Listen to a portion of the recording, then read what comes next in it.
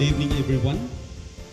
Dini gagabhion dako ang akong kalipay nga nahimong kabahin ining mao nga presentation dinhi sa Hope Channel. Dahang salamat dinhi kay gayunan nagihatag sa Dios nga kanato. Ug ako panimbaya niadtong anaa sa ilang tagsa-tagsa ka mga puloy-anan nga nigagabhion ania nagatan-aw nining mao nga presentation dinhi sa Hope Channel, Central Visayas. Atong gipasalamatan ang buhi nga Dios sa iyang pagkamaayo, sa iyang gugma, nga samtang nagapadayon kining maong mga programa nga gipasiugdahan sa mga hospital chaplains o among tinguha nga among ikapahat kana kaninyo makaigsunan ang mga mensahe nga makatabang kanato sa pag-atubang sa nagkalain-lain nga mga challenge nga mag-aabot sa atong tagsa-tagsa ka makinabuhi ingon nga nagpaabot kita sa pagbalik sa atong Ginoo. Now nini kagabhion mga igsoon, ang bahin nga gihatag nga kanako naguluhan kini siya og the certainty of resurrection being a friend of Jesus. Ang tema nato mao kining the bridge that assures our destiny. Kita nasayod ingon nga mga Kristohanon og asa kita padulong kana nagadepende sa matag desisyon nga atong ginahimo. Sa dili pa ko moadto sa unahan, ako gihangyo ang tanan, atong iduko ang atong mga ulo, magampo kita.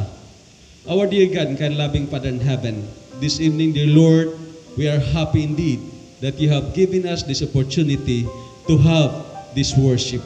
And we would like to ask for your guidance, for your help, and for the Holy Spirit to give us wisdom, dear Father, as we are going to understand the certainty of resurrection.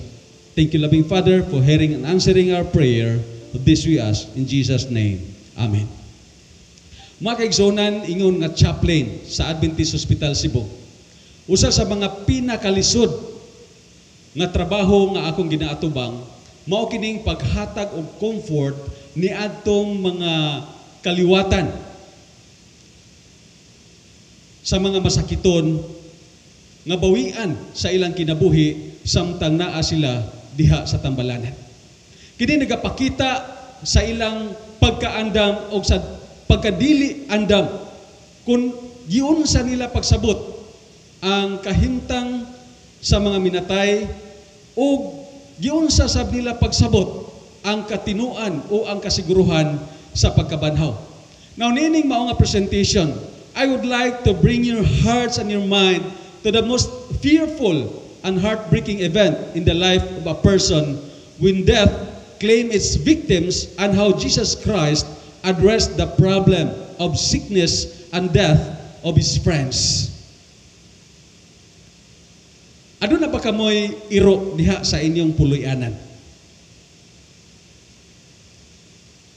Ako nasayod nga kamo nakahibalo nga ang dog is considered as man's best friend. Daghan ang mga rason ngano nga nahimong suod nga higala sa tao ang iro. Tungod kay kini makapawala sa atong mga stress. Apan usahay,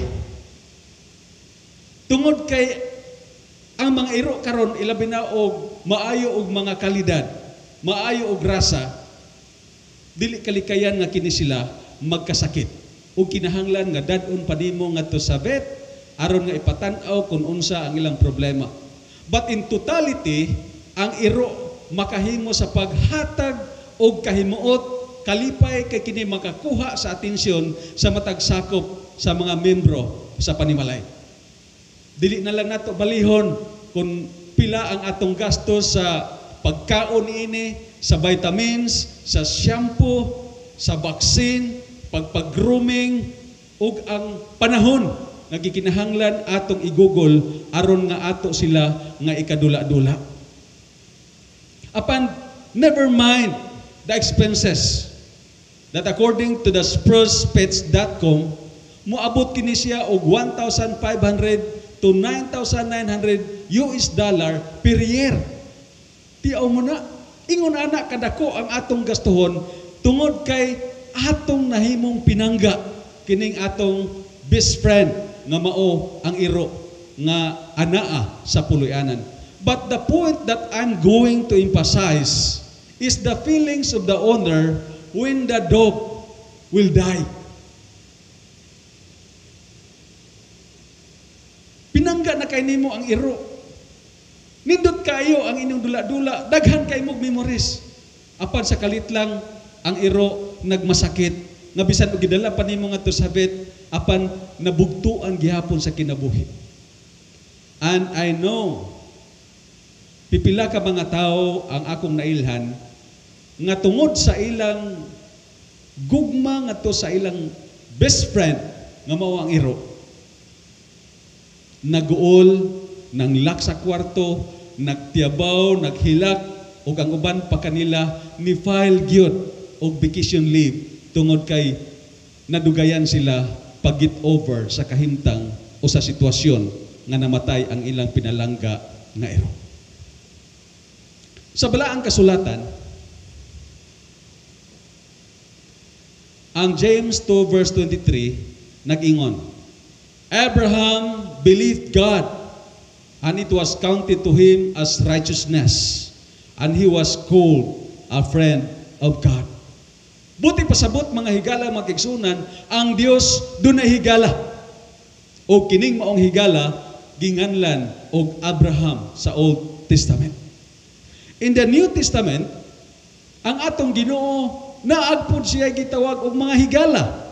John 15 verse 15 says, no longer do I call you servants, for a servant does not know what his master is doing. But I have called you friends, for all things that I have heard from my Father, I have made known to you. Mao kini ang pag-consider ni Ginoong Hesus ngadto sa mga tinun-an. Dili na servants ay nga pag-consider, kundi friends. O kung maghisgot tag friends, aduna kini siya halalom kaayo nga kahulugan og mga hinungdan ngano nga ang atong Ginoo miilaman kanila nga ilang suod, nga iyang suod nga higala. Now, aduna pud siya family friend. O kini nga family friend niya mao kini si Martha, si Mary o si Lazaro. Makita ang record diha sa John 11 verses 3 and 5 nga kining tulo ka mga managsuon nahimong suod nga higala sa atong Ginoo. The Spirit of Prophecy says nga sa panahon nga si Ginoong Hesus mubati sa iyang kakapoy tungod sa iyang pagministry samtang diri sa kalibutan, muadto siya sa lugar diin gipuy-an niining tulo ka managsuon. O kining tulo ka mga managsuon, tua kini siya ang ilang puloy-anan, tua sa Bethany. O ang Bethany, according to the geography, aduna kini gilayon nga 2 miles. So dili kayo layo para sa ilang kapanahunan tungod kay sila naanad man sa ilang nga paglakaw. Apan ang pinakanindot og dako nga punto niini, tungod kay si Ginoong Hesus nakakaplag og puloy-anan kauban niining tulo ka mga igsuon. Ako makahinumdom sa panahon sa diha nga estudyante pa ko sa Central Philippine Adventist College, ingon nga theology students, panahon sa amo nga externship, ipadala mi sa mga lugar under the territory of Central Philippine Union Conference. Ug usa ko nga na-assign bisan asang dapita panahon sa externship. Magapangita mi og mga membro sa iglesia nga ganahan nga mo-welcome namo. Unya, moadto mi sa ilang balay ug dito sa ilang balay kami maniid kung unsa ang ilang nga pag-abi-abi kanamo. Og sa diha nga among ma-feel nga at home dito sa ilang puloy-anan, mao ka ng panahon na nga magbalik-balik mi dito sa ilang mga puloy-anan. Mao nga bisan og layo mi sa among puloy-anan, dili mi mingawon tungod kay nakakaplag kami og pamilya nga miabi-abi kanamo samtang layo kami sa among kaugalingon nga puloy-anan. ug bisan pagani sa panahon nga nagserbisyo ako sa distrito. Siguro doon ay mga kaigsuonan nga nagtan-aw karon nga sakop sa akong panahon sa akong pagpanerbisyo isip district leader, isip district pastor, diha sa Masbate, diha sa Balamban district o bisan diri sa Cebu. Na ako'y mga pipila ka mga kaigsuonan nga kanunay nako nga pag-aatuan tungod kay sila miabi-abi kanako og maayo ang ilang nga pag-resibe ingon nga igsuon diha sa pagtuo. Ug mausab kini ang atong Ginoo mga kaigsuonan. Ang atong Ginoo mibati usab nga sa panahon nga tua siya didto sa puloy-anan ni Marta, ni Mary ug ni Lazaro, siyan mikaon uban kanila. Siyan mikatawa uban kanila. And probably Jesus taught them about resurrection and the suffering that He is going to experience. Makita kini nato sa John 11 verse 24 o sa Spirit of Prophecy entitled Daughters of God, page number 61. Diin dito makaigsuonan atong mahibaluan nga ang atong Ginoo naghatag og panahon ining tulo ka mga igsuon ingon nga iyang gi-consider nga kini nga pamilya as his family friend. O together with his disciples and together with everyone, mao kini ang kamatuoran sa atong Ginoo. John 15 verse 13 says, "Greater love has no one than this, that He lay down His life for His friends." Mao kini ang misyon sa atong Ginoo, nga kinahanglan iyang isakripisyo ang iyang kinabuhi alang sa iyang mga higala. O kinitanan iyang gitug-an, iyang gitudlo ngadto sa iyang mga higala. O ang iyang suod nga higala makaigsuonan nakabaton o dako nga pag-ila ngadto kang Ginoong Hesus ingon nga ila usab nga higala. Apan makaigsuonan bisan pa sa mao nga sitwasyon sa ilang suod nga panaghigala, makita nato ang ebidensya nga dili casual ang friendship nga nabatunan ni Ginoong Hesus og niining pamilya managsuon, si Marta, si Mary og si Lazarus. Nga naman, tungod kay sa diha nga nagmasakiton kining ilang igsuon nga mao si Lazaro, ang managsuon nagpadala og mensahe ngadto kang Ginoong Hesus. Apan makigsuonan sa padayon ang atong pagbasa, atong mahibaw-an makigsuonan that Jesus Christ was intentionally delayed of His coming to Bethany. Now, doon ay mga katuyuan makigsuonan.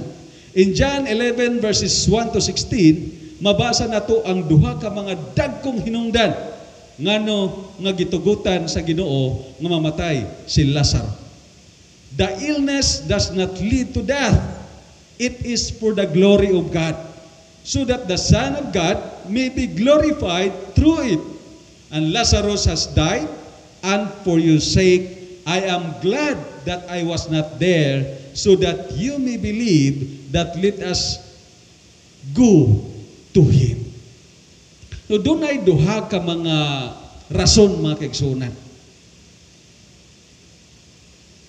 Duha ka mga purpose sa kamatayon ni Lazaro.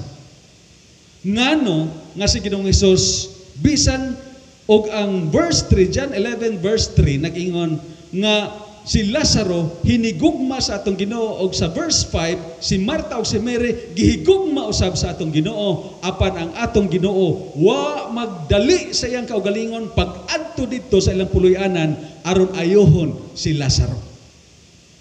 Tungod kay na ay duha ka katuyuan makaigsuonan. Number 1, for the glory of God.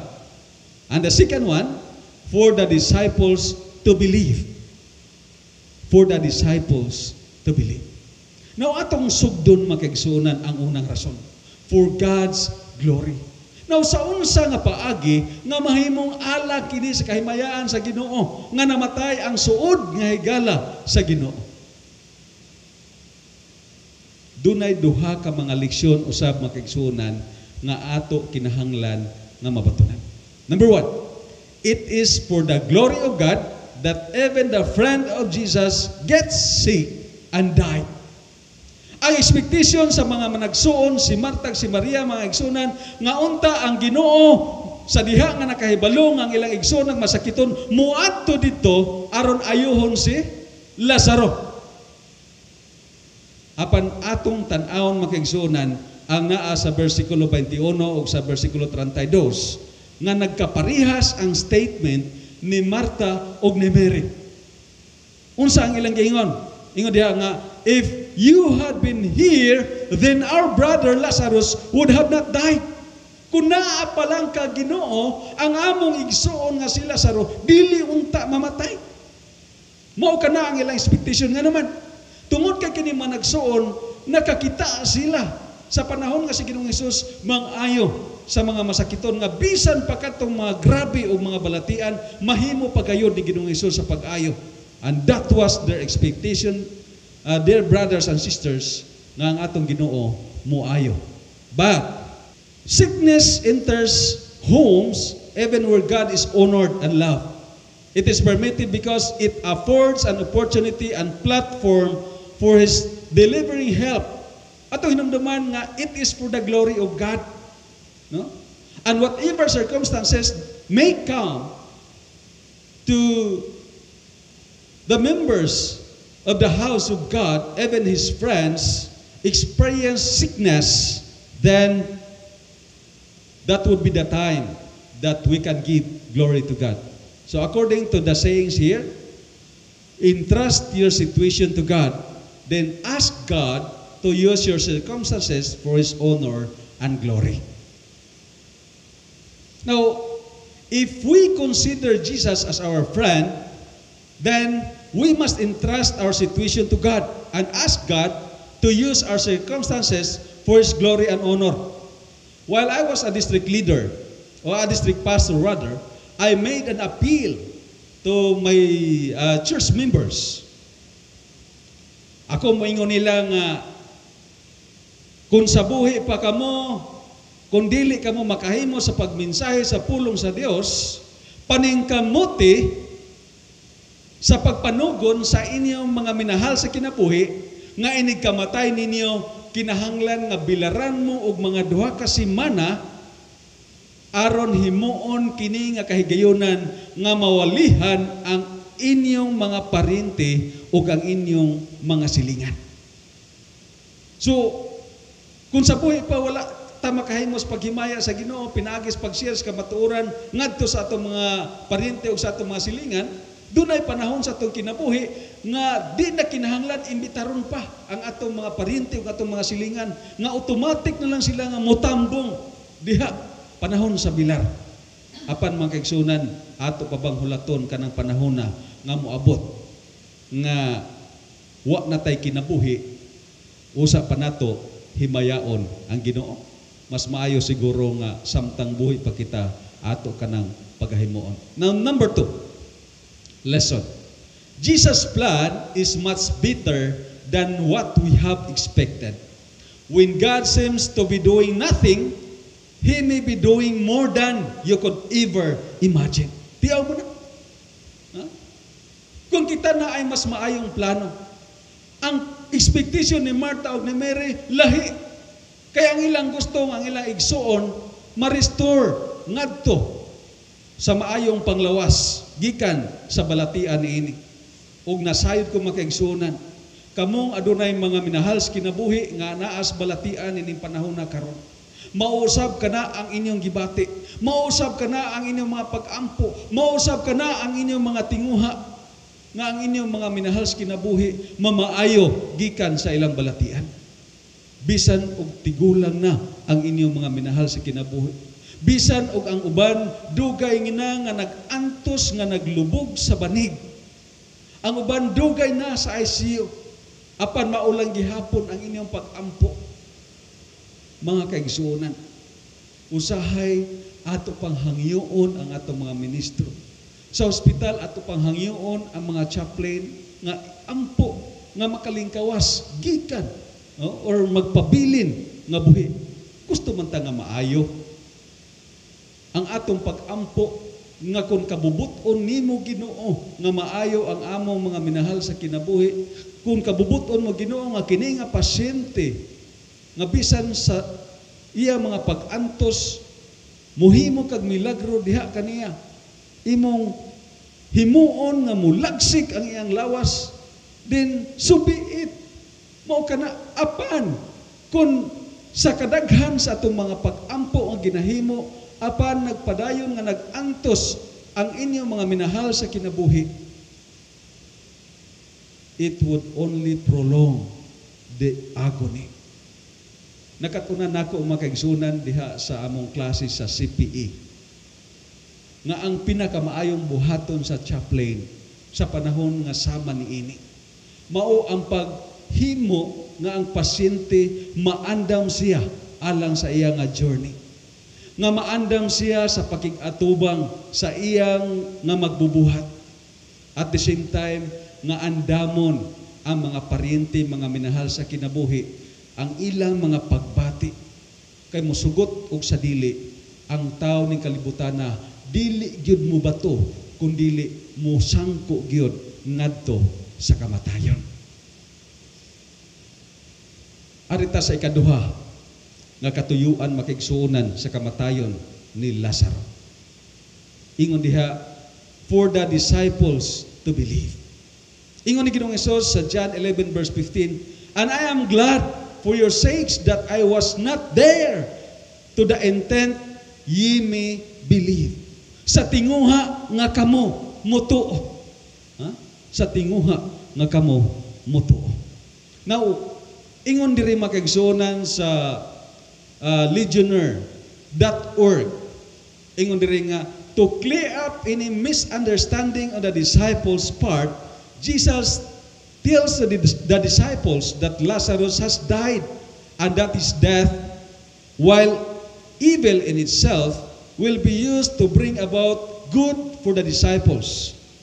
Lazarus' death, Jesus says, will provide an opportunity for the disciples to grow in their faith. Some of the disciples witnessed how Jesus raised Jairus' daughter, nga bag-o pa lang yun namatay. Then, nakita po nila sa diha, nga gipabangon ni Ginoong Hesus ang usa ka batan-on nga lalaki nga anak sa byuda gikan sa Nain, samtang kini padulong ngadto sa Borya. But still, they were not able to understand Jesus' mission that would end up in offering of His own life. And Jesus finds Lazarus' death. Nakita sa Ginoo nga kining kamatayon ni Lazaro usa ka kahigayunan aron nga ang iyang mga tinun-an mutuo ngadto kaniya og sa mga milagro nga iya nga ginahimo. Si Martha, si Mary ug ang mga tinun-an were Jesus' friends. Ana ay pipila ka mga butang nga gusto ang atong Ginoo nga ilang makatunan. Number 1, Jesus is the resurrection and the life. Si Ginoong Hesus mingon, ako mao ang pagkabanhaw ug ang kinabuhi. Ug gusto ni Ginoong Hesus nga matisok kini sa hunahuna ngadton sa iyang mga higala aron nga bisan pa og moabot ang kamatayon walay kalisang, walay kahadlok tungod kay ang Ginoo nga mao lang suod nga higala mao man diay ang pagkabanhaw ug ang kinabuhi. Number 2, death is just a sleep. Si Ginoong Hesus naghisgot nga si Lazaro natulog. Apan ang mga tinun-an wala man nagpakasabot nini makaigsunan. Apan si Ginoong Hesus nagklaro nga si Lazaro namatay. Subot ni pasabot makaigsunan nga ang kamatayon sama ra sa usa ka katulugon. Ug sa diha nga kita magtan-aw og patay diha sulod sa lungon makaigsunan, makita nato ang sitwasyon ini nga sama ra gyud sila sa unsa sa natulog lamang diha. Natulog sila nga nagpaabot nga pukawon sa manluluwas. Number 3, earthly body is corruptible and be changed into incorruptible bodies. Kining lawas nga ato nabatunan, gitawag kini og lawas nga madunoton. Apan moabot ang panahon mga kaigsunan nga kini siya pagailisan og dili na madunoton. Sa John 11 verse 39, sa diha nga miingon si Ginoong Hesus, asa ang lubnganan. Sa diha nga miingon si Ginoong Hesus, kuhaa ang bato. Unsa ingon ni Marta mga kaigsunan, Ginoo, upat na kaadlaw, baho na ang among igsuon. Apan unsay sulti ni Ginoong Hesus, Marta, kung ikaw mo tuo, sa verse 40, kung ikaw mo tuo, makita mo ang himaya sa Dios. Atong hibaluan mga kaigsunan in 1 Corinthians chapter 15 verse 53. Din atong hibaluan diha mga kaigsunan nga in a twinkling of an eye sa diha nga moabot na ang atong Ginoo kining lawas nga atong nabatunan pagailisan ug dili na madunoton. Number 4. Resurrection of Lazarus is the picture of what will happen to all the friends of Jesus during the second coming. John 11 verse 44 and 1 Thessalonians 4 verse 16. Pagkanindot huna-hunaon mga kaigsunan. Although gitugutan sa Dios nga moabot ang kamatayon. Tungod kay ang kamatayon nahimong paagi o solusyon sa Ginoo aron nga ang iyang mga higala, ang mga tao nga iyang gilalang ning kalibutan na gihatagan og kinabuhi nga dili mag-antos sa hilabihan, dili mag-antos hangtod sa kanturan, then ang Ginoo mihatag og solusyon nga mao ang pagpakatulog. Pagpakatulog kay dunay adlaw sa pagpukaw kanila. Ug ang pagkabanhaw ni Lazarus mga kaigsunan mao kini usa ka dako nga hulagway nga nagrepresentar sa mga panghitabo sa umalabot sa diha nga mobalik na ang atong Ginoo. Sa diha nga moabot na siya ang mga lugnanan, mga abli ug unya ang mga nangamatay diha kang Kristo muuna sa pagpamangon. To sum up mga kaigsunan, unsa man ang mga bintaha ingon nga higala ni Ginoong Hesus. Number 1, Christ gave His life for His friends. Tinuod ka na mga kaigsunan. Christ has with an open arms welcome everyone to become His friends. It might be that we know many individuals nga nag-offer sa ilang kinabuhi aron maluwas ang ilang mga higala o ang ilang mga minahal sa kinabuhi. Apan alang lamang kini sa pipila. Apan ang atong Ginoo mga kaigsunan, He died for everyone. He died for humanity. And He chose everybody to become His friends. Ug dili ta maka-question ni ana. Dili nato mapangutana ang iyang gugma ngadto sa mga katawhan mga kaigsunan. Apan ang pangutana, how about you? Are you willing to become His friend? Are you willing to become His friend? Kay ang atong Ginoo naghatag man sa iyang kinabuhi alang sa iyang mga higala. Number 2, first-hand knowledge of what will happen in the future. Kung higala ta sa Ginoo mga kaigsunan, kung higala ta sa Dios, aduna kitay first-hand nga kasayuran kung unsa ang mga panghitabo sa umalabot. Ganiha ito naisgutan nga ang Biblia nag-angkon nga si Abraham higala sa Dios. O tungod kay si Abraham higala sa Dios, he was informed of what would happen to Sodom and Gomorrah. Ang mga tinunan, the disciples, being the friends of Jesus, they were told by Him of what will happen to Him. That He must suffer. And He also told them about the last day events found in Matthew 24 and Luke 21. Mao kana mga kaigsunan ang bintaha kung suod nato nga higala ang atong Ginoo. Doon na kita'y daghang mga pangutana. Doon na tayo daghang mga kabalaka. Sa panahon nga atong yatubang karon nga doon ay pandemya. Apan kana nga mga pangutana makaigsunan. Kung ato nang ipangutana sa nagkalain-lain nga mga tao, bisan pas mga eksperto, dili sila makahatak og konkreto nga tubag.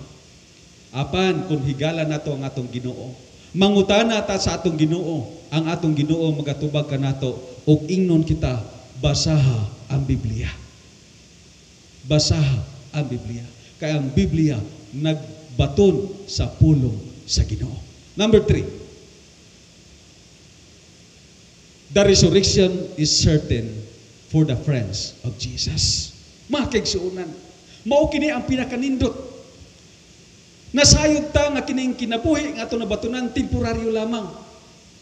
Muabot gyud kita ngadto sa kamatayon.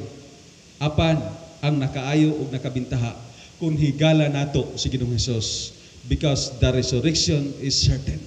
Tino ug sigurado ang pagkabanhaw alang sa mga higala ni Ginoong Hesus. My dear brothers and sisters, my dear friends, asa man kamo nahimutang karon, the big question for us, are you a friend of Jesus? Higala ba kita ni Ginoong Hesus? If yes, then you have nothing to worry about death. Mga kaigsuonan, kung higala nato atong Ginoo, ang kamatayon dili ang ayan kahadlukan. Nining panahon karon nga walay kasiguruhan. Sa sitwasyon sa kalibutan nga atong gipuy-an karon, wala ta kay balok kung kanus ang maabot ang kamatayon diya sa atong tagsa-tagsa ka makinabuhi. Apan atong hinumduman nga kung higala ta si Ginoong Hesus, wa tay angayan nga kabalakaan, because Jesus is the resurrection and the life. Ang Dios magpanalangin kanato ug ako magapanghinaot nga atong kuptan ang atong pagtuo hangtod sa katapusan, kay ang atong gialagaran, ang atong suod nga higala nga mao si Ginoong Hesus, nga mauusab ang naghatag kanato kinabuhi, adunay kagahom sa pag-uli ining maong kinabuhi, and we will enjoy together with Jesus in that heavenly home that He has prepared for each one of us. May God bless us this evening.